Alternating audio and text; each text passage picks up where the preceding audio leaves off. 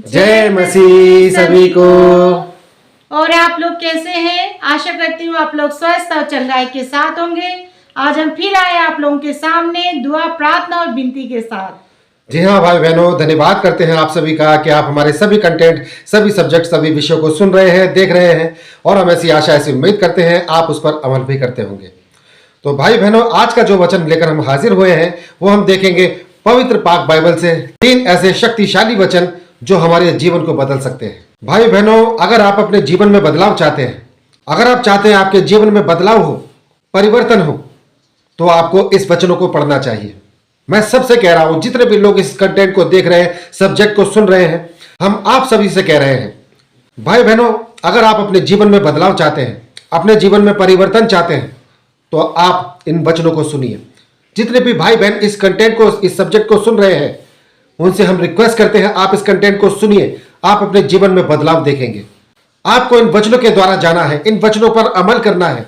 परमेश्वर आपकी जिंदगी को, आपके जीवन को बदल सकते हैं, क्योंकि प्रभु यीशु मसीह के नाम में लाखों करोड़ों जिंदगियां बच रही हैं और बदल रही हैं, जैसे हमारी भी बदली है। आपका जीवन पहले के जैसा नहीं रहेगा। आप इस बात को विश्वास कीजिए। आपका जीवन जो पहले था, परेशानी वाला, दुखों वाला, तकलीफ वाला, बेचैनी, बेआरामी वाला, आपका जीवन ऐसा नहीं रहेगा। आप बस इन वचनों को सुनिए और इस पर अमल कीजिए। आपका जीवन बदलेगा। जीवन बदलने वाला प्रभु यीशु मसीह है। प्रभु यीशु मसीह के सामर्थी वचनों से और प्रभु यीशु मसीह के नाम से आपका जीवन बदल जाएगा। तो जी हाँ भाई बहनों, हम आपको बताने जा रहे हैं कि आपका जीवन किस तरह से परमेश्वर में आने पर परिवर्तन होगा, क्योंकि प्रभु यीशु ने कहा है, मार्ग, सत्य और जीवन मैं हूं।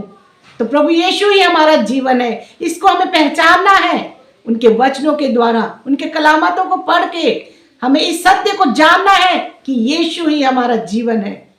तो जी हाँ भाई बहनों, हम देखेंगे वचन में कि प्रभु यीशु के द्वारा हमारा जीवन किस तरह से बदलाव होता है। आज हम जानेंगे और पढ़ेंगे। तो बढ़ते हैं वचन की तरफ। हम देखेंगे वचन फिलिपियों 4:13, जो मुझे सामर्थ्य देता है उसमें मैं सब कुछ कर सकता हूँ। आमीन। जी हाँ भाई बहनों, इस वचन को आपने देखना है। पवित्र पाक बाइबल में ये वचन आपको ताकत देता है, हिम्मत देता है, बल देता है। इस वचन में परमेश्वर का वचन कह रहा है हमसे कि जो मुझे सामर्थ्य देता है उसमें मैं सब कुछ कर सकता हूं। तो भाई बहनों, आप इस वचन के द्वारा आप देख रहे हैं परमेश्वर का वचन क्या कह रहा है। परमेश्वर का वचन कह रहा है यहां पर कि जो मुझे सामर्थ्य देता है, जो मुझे सामर्थ्य देता है उसमें मैं सब कुछ कर सकता हूं। इसलिए भाई बहनों, इस वचन पर आपने गौर करना है, ध्यान करना है इन शब्दों पर जो प्रभु यीशु मसीह के शब्द हैं। आपने अपने आप से कहना है एक चित होकर कि जो मुझ में है, जो मुझे सामर्थ्य देता है वो प्रभु यीशु मसीह, उसके नाम में मैं सब कुछ कर सकता हूं। मैं सब बुरी आदतों को छोड़ सकता हूं। मैं सारे गंदे विचारों को त्याग सकता हूं। मैं हर एक बुरे कामों को त्याग सकता हूं। मैं हर वो कार्य कर सकता हूं जो मेरे हाथों के बाहर है, जिसमें मैं बंधा हुआ हूं। मैं अपने जीवन को, अपनी जिंदगी को बदल सकता हूं, परिवर्तन कर सकता हूं इसी पाक वचन से, क्योंकि मुझे सामर्थ्य देने वाला प्रभु यीशु मसीह है, जो एकमात्र सच्चा खुदा है। वो कोई इंसान नहीं है, वो सच्चा खुदा है, यीशु मसीह। और भाई बहनों, मैं उनसे भी कहना चाहता हूं जो प्रभु यीशु मसीह के बारे में नहीं जानते हैं, सिर्फ उन्होंने नाम सुना है। आप आइए प्रभु यीशु मसीह में। प्रभु यीशु मसीह में आएंगे तो आपको सामर्थ्य मिलता है, आपको बल मिलता है, आपको ताकत मिलती है, आपको इस तरह की सामर्थ्य मिलती है जो वचन में कहा है, जो अभी वचन में कहा है।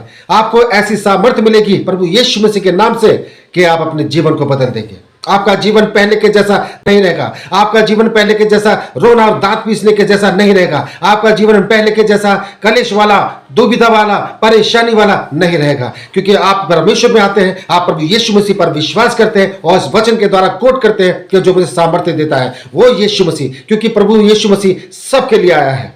सबके लिए उसने अपने प्राणों की आहुति दी है। सिर्फ इस्राएलियों के लिए नहीं, उसने पूरे जगत के लिए अपना खून बहाया।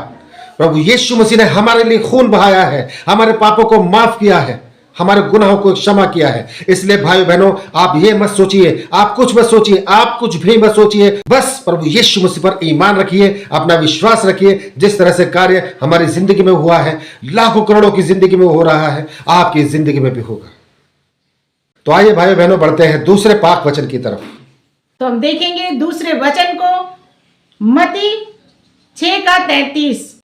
इसीलिए पहले तुम परमेश्वर के राज्य और उसके धर्म की खोज करो तो ये सब वस्तुएं भी तुम्हें मिल जाएगी। आमीन।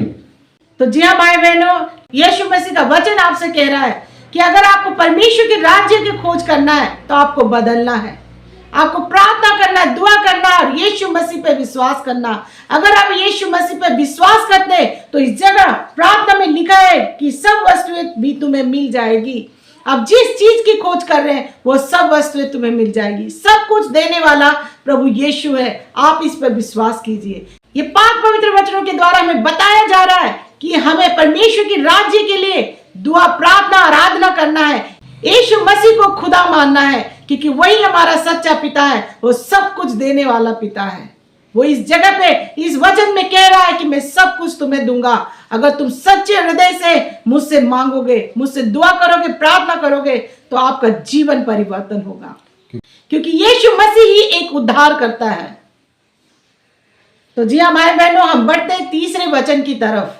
तो हम देखेंगे 2 कुरिन्थी 5:17।